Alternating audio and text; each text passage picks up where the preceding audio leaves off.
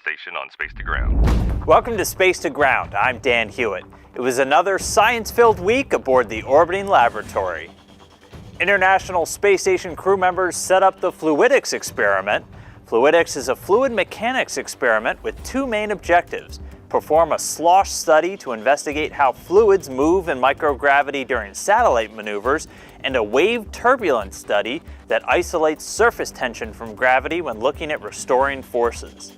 The study could also help us understand how oceans work here on Earth, including the phenomenon of rogue waves.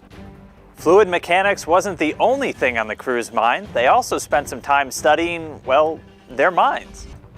Expedition 55 flight engineers Scott Tingle and Norishige Kanai set up hardware for the Neuromapping experiment, performing the tests both strapped in and floating free. The Neuromapping investigation uses brain scans to assess any changes in structure or function of the brain that occur after spending months on the space station. The investigation measures just how long it takes for the brain and body to recover from possible changes.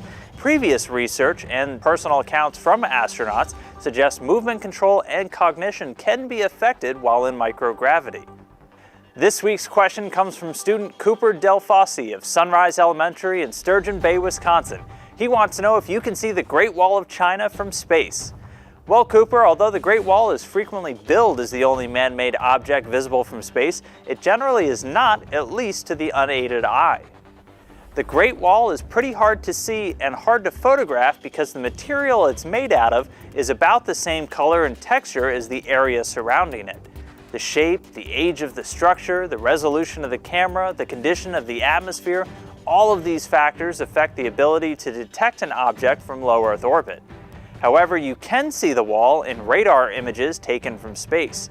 Station crew members take thousands of images of planet Earth during their time on board the space station. Head on over to eol.nasa.gov to check out the gateway to all astronaut photography.